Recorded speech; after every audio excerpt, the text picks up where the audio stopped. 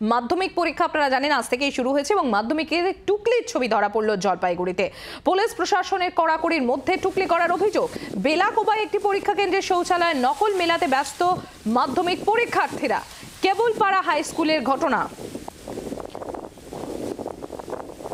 আপনারা দেখতে পাচ্ছেন সেই ছবি। দেখুন একাধিক চিরকুট পড়ে রয়েছে সেখানে।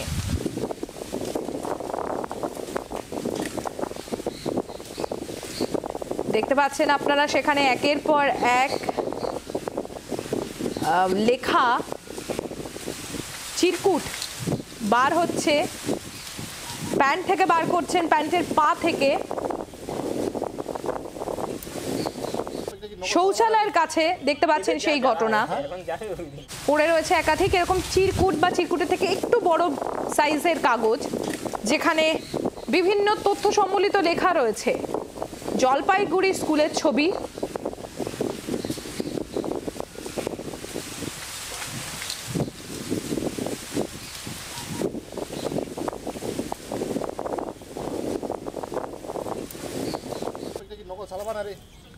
এদের যা যারা এখন যাবে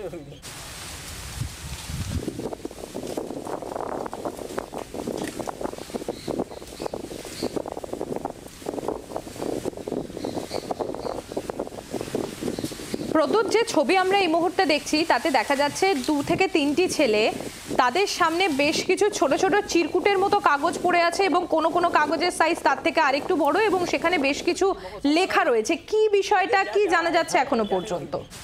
দেখো, জলপাইগুড়ি বেলাকোপার কেবলপাড়া হাই স্কুলের ঠিক শৌচালয়ের পেছনে ছাত্ররা এভাবেই কিন্তু নকল করছে এবং টুকলি বের করে বিভিন্ন কাগজ, কখনো জুতার থেকে কখনো পকেট থেকে তারা বের করে কিন্তু তারা এই নকল করার কাজে কিন্তু যারা যুক্ত হয়েছে। কিন্তু এই ছবি কিন্তু উঠে এসছে আমাদের ক্যামেরায়।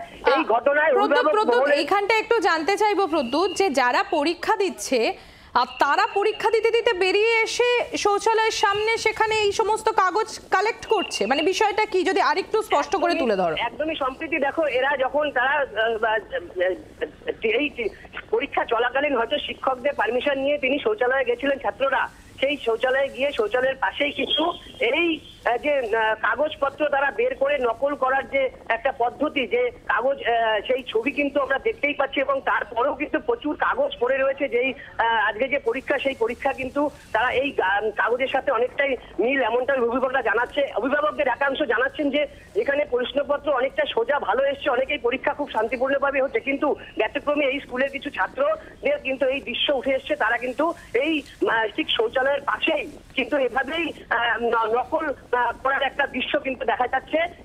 এইটা কিন্তু অনেকেই মেনে নেয়নি, কারণ যেখানে ছাত্রছাত্রীরা ভালো পরীক্ষা দিয়েছে, অনেকেই কিন্তু এই পরীক্ষা শেষে কিন্তু জানাচ্ছেন যে তাদের প্রশ্নপত্র সোজা এসছে, ভালো এসছে এবং প্রথম পরীক্ষা শেষে তারা কিন্তু অনেকটাই ভয় ভীতি কাটিয়ে এখন বাকি পরীক্ষাগুলো তারা দিতে পারবেন এমনই জানাচ্ছেন। খুব স্বাভাবিকভাবে জীবনের প্রথম বড় পরীক্ষা এবং জীবনের এই প্রথম বড় পরীক্ষাতেই সেখানে এই ধরনের একটা অপ্রীতিকর পরিস্থিতির মুখোমুখি তারা।